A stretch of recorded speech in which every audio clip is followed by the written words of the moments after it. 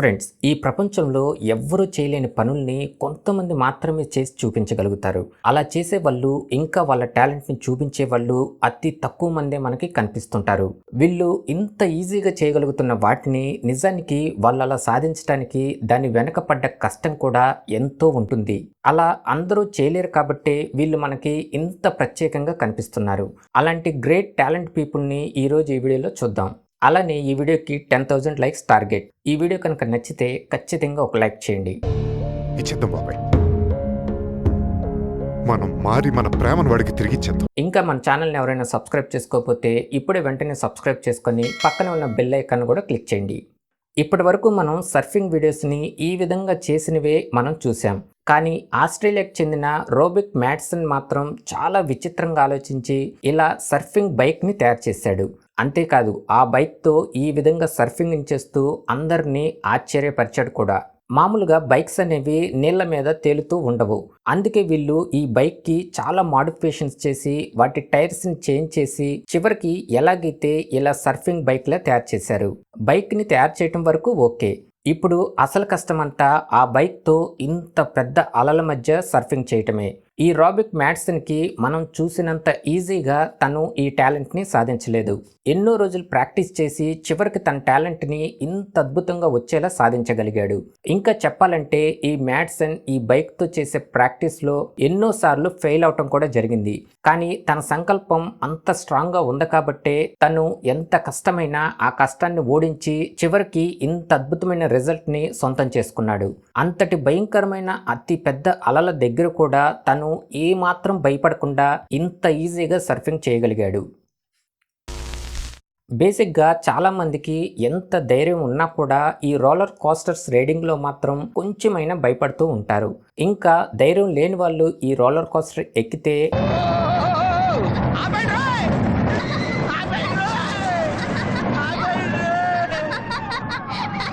అంటే మనకిప్పుడు ఓవరాల్గా ఈ రోలర్ కోస్టర్ అనేది టూ డేంజర్ అని బాగా అర్థమైపోయింది. అలాంటిది ఇంత భయం కలిగించే ఈ రోలర్ కోస్టర్ మీద ఒకతను మాత్రం ఏకంగా స్కేటింగ్ని చేయటానికి ముందుకు వచ్చాడు. అతని పేరే డర్క్ అవేర్.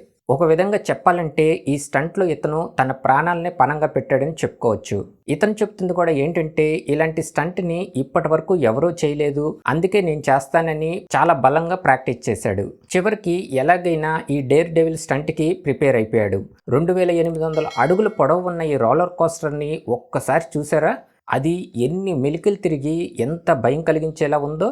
ఈ డర్క్ అవేర్ కూడా తన స్టంట్ని బిగించేసి కేవలం 1 మినిట్లో పూర్తి చేసేసాడు. ఇంత భయం కలిగించే స్టంట్ని ఇతను ఇంత పర్ఫెక్ట్గా చేయటానికి సుమారు 2 నెలల వరకు బాగా కష్టపడి ప్రాక్టీస్ చేశాడు. చివరికి తను గంటకి 90 కిలోమీటర్ల స్పీడ్తో వెళ్ళి తను అనుకున్నది సాధించి అందరినీ ఆశ్చర్యపడేలా చేశాడు కూడా. ఈ డర్క్ అవేర్ ఈ స్టంట్ని చేయడానికి వెళ్లే ముందు చాలా మంది భయపడ్డారు. ఇంకొంతమంది అయితే ఇప్పుడే డ్రాప్ అయిపో అని సలహాలు కూడా ఇచ్చారు. కానీ ఈ డర్క్ అవేర్కి తన మీద తనకు నమ్మకం ఉండటంతో చివరికి ఆ రికార్డ్ని బ్రేక్ చేసి ఇప్పుడు ప్రపంచం మొత్తం అతని వైపే చూసేలా చేసుకున్నాడు. ఈ టాటూస్ని వేపించుకోవటం అంటే కొంతమందికి మహా పిచ్చిగా ఉంటుంది. అలాంటి వాళ్ళు దాదాపుగా వాళ్ళ బాడీ నిండా ఈ టాటూస్ని ఉండేలా వేపించుకుంటూ ఉంటారు. ఇంకొంతమంది సింపుల్గా 1 లేదా 2 టాటూస్ని వేపించుకొని స్టైల్గా ఉండేలా ఉంచుకుంటారు. ఇంకొంతమంది అయితే ఆ టాటూస్ వేసుకునేటప్పుడు చాలా నొప్పిగా ఉంటుందనే భయంతో అసలు వాటి జోలికే వెళ్ళరు. మన గురించి పక్కన పెడితే అసలు ఈ టాటూస్ వేసే వాళ్ళు కాంపిటీషన్ ఎలా ఉంటుందో ఇప్పుడు చూద్దాం.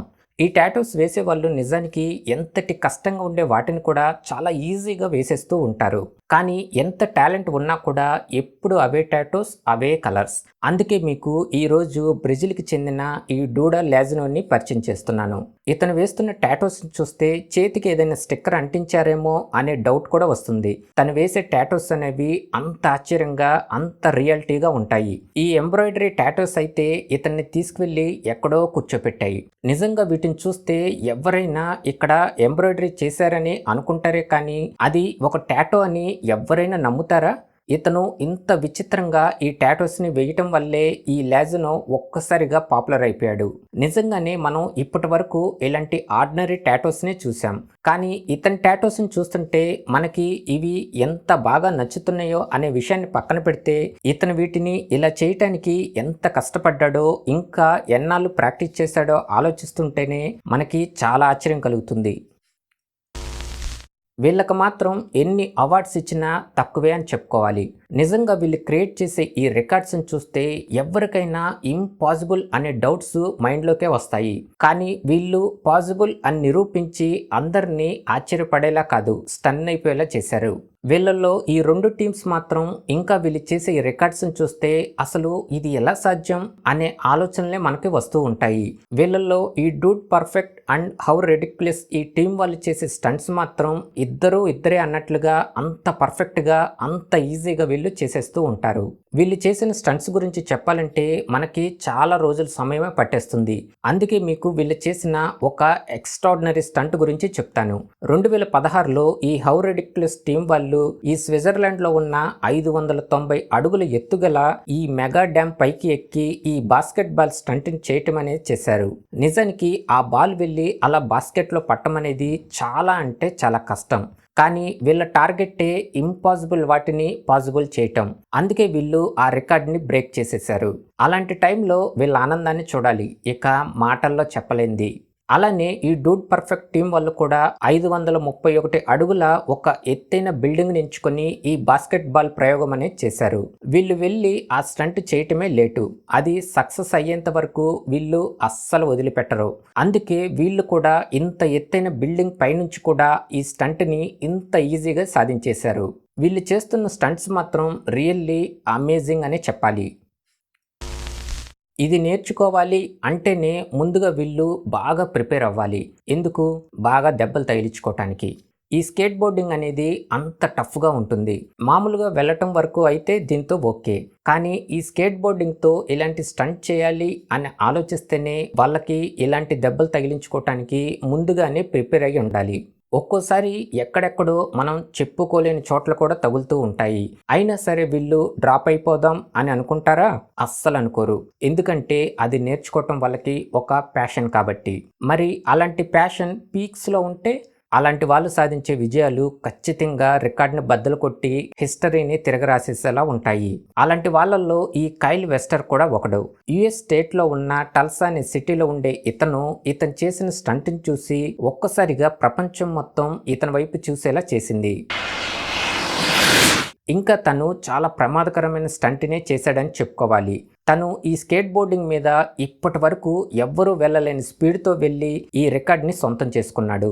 ఇతను 2016లో గంటకి 140 కిలోమీటర్ల స్పీడ్తో వెళ్ళి ఈ స్కేట్ బోర్డింగ్ హిస్టరీని ఒక్కసారిగా మార్చేశాడు. మరి తను వెళ్ళే స్పీడ్ ఆ రేంజ్లో ఉంటుంది. మరి ఇంకా మనం తను వెళ్ళే స్పీడ్ని మొబైల్తో క్యాప్చర్ చేయటం కూడా చాలా కష్టమే. ఈ వీడియోని చూస్తుంటేనే మీకే క్లియర్గా అర్థమైపోతుంది తను ఏ రేంజ్లో ఎంత స్పీడ్లో వెళ్తున్నాడో అని. ఒక్కసారి వచ్చిపోమ్మా మెరుపుతీగా. ఇతను చేసిన ఈ డేర్ డెవిల్ స్టంట్కి ఒక్కొక్కరి నుంచి చాలా అద్భుతమైన ప్రశంసల్ని సొంతం చేసుకున్నాడు.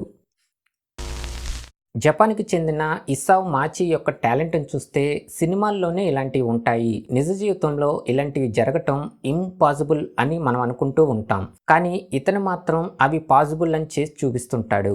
ఇప్పటి వరకు తను సాధించిన విజయాలు అన్నీ కాదు, ఇంకా ఎన్నో అవార్డులని అందుకోవటమే కాకుండా గిన్నీస్ వరల్డ్ రికార్డును కూడా ఇతను సొంతం చేసుకున్నాడు. అయితే ఇతను చేసిన ఇన్ని స్టంట్స్ని పక్కన పెడితే ఈ స్టంట్ మాత్రం ఇలాంటి ఎమోషన్స్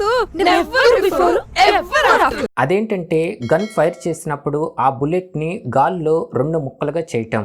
అలా తను ఒక ఎయిర్ సాఫ్ట్ బుల్లెట్ ని గాల్లో తన కత్తితో టచ్ చేసి చూపించి హిస్టరీని తిరగరాసేశాడు.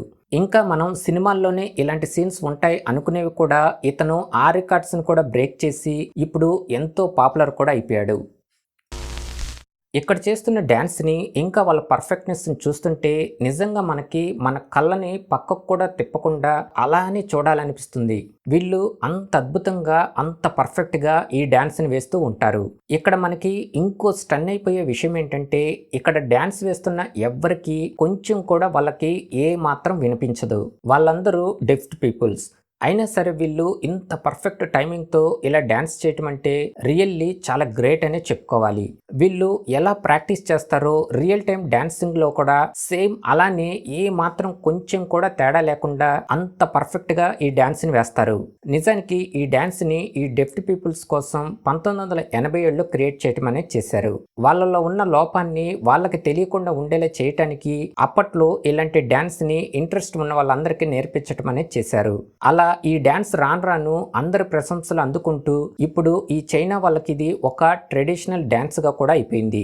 ఇప్పటి వరకు మనం చూసిన స్టంట్స్ కానీ కాంపిటీషన్సే కానీ ఇవన్నీ మనకి ఇంపాసిబుల్ లాగా కనిపిస్తాయి. కానీ వీళ్ళందరూ ఎంతో కష్టపడి చివరికి వాటిని సాధించి ఇట్స్ పాసిబుల్ అని నిరూపించడం అనేది చేశారు. ఓకే ఫ్రెండ్స్, వీళ్ళల్లో మీకు ఎవరి టాలెంట్ బాగా నచ్చిందో కింద కామెంట్ సెక్షన్లో కామెంట్ చేయండి. అలానే ఈ వీడియో కనుక నచ్చితే ఖచ్చితంగా ఒక లైక్ చేయండి. ఇంకా మన ఛానల్ని ఎవరైనా సబ్స్క్రైబ్ చేసుకోకపోతే ఇప్పుడే వెంటనే సబ్స్క్రైబ్ చేసుకోండి. ఇంకా మన ఇన్స్టాగ్రామ్, టెలిగ్రామ్ గ్రూప్లో కూడా మీరు జాయిన్ అవ్వచ్చు. వాటి లింక్స్ని నేను డిస్క్రిప్షన్లో ఇచ్చాను. అండ్ ఫైనల్గా మన ఛానల్ని సబ్స్క్రైబ్ చేసుకుని సపోర్ట్ చేస్తున్న ప్రతి ఒక్క సబ్స్క్రైబర్కి థ్యాంక్ యూ సో మచ్.